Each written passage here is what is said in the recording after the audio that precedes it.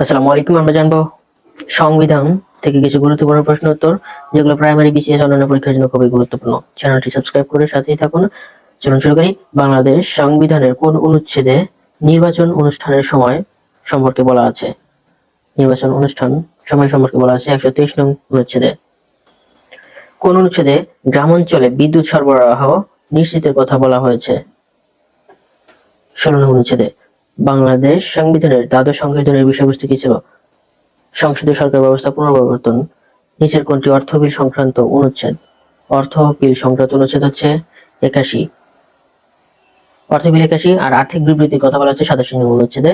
গণপরিষদে প্রথম অধিবেশন বসে কত তারিখে?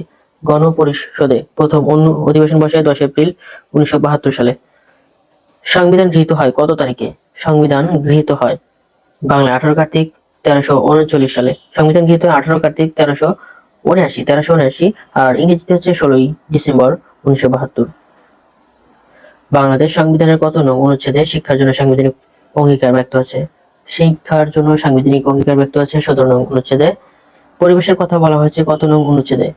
পরিবেশের কথা বলা আছে 18 ক নং অনুচ্ছেদে। জীবন ও ব্যক্তি স্বাধীনতার অধিকার রক্ষিত হয়েছে কোন অনুচ্ছেদে?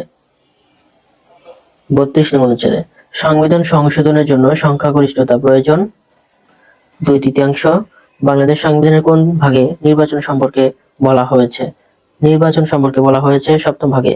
বাংলাদেশের সুপ্রিম কোর্টের ডিভিশন কয়টি? সুপ্রিম কোর্টের ডিভিশন হচ্ছে 2টি। প্রধান নির্বাচন কমিশনার ও অন্যান্য কমিশনারদের কে নিয়োগ করেন? রাষ্ট্রপতি।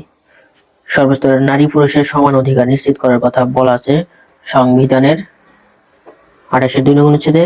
সংবিধানের কোন সংশোধনী দ্বারা বাংলাদেশের উপরাষ্ট্রপতি পদ বিলুপ্ত করা হয়? উপরাষ্ট্রপতি পদ বিলুপ্তি করা হয় দ্বাদশ সংশোধনীর মাধ্যমে। সংবিধানের কত নং অনুচ্ছেদ অনুযায়ী বাংলাদেশের সুপ্রিম কোর্ট প্রতিষ্ঠিত হয়? 94 নং অনুচ্ছেদ অনুযায়ী। সংবিধানের কত নম্বর অনুচ্ছেদ দ্বারা ধর্মীয় স্বাধীনতা নিশ্চিত করা হয়েছে? 37 নং অনুচ্ছেদে। শোষণমুক্ত সমাজ প্রতিষ্ঠা হলো সংবিধানের প্রস্তাবনার অঙ্গীকার। বাংলাদেশ সংবিধানের আইনের ব্যাখ্যা দেওয়া আছে কোন অনুচ্ছেদে? বাংলাদেশ সংবিধানের আইনের ব্যাখ্যা দেওয়া আছে 152 নং অনুচ্ছেদে। সংবিধানের কত নং অনুচ্ছেদে মহা হিসাব নিরীক্ষক নিয়োগ দেওয়া হয়েছে? 127-এর 1 নং অনুচ্ছেদে। ধন্যবাদ সবাইকে এতক্ষণ সাথে থাকার জন্য। সকলের জন্য শুভকামনা রইল। আমার জন্য সবাই দোয়া করবেন।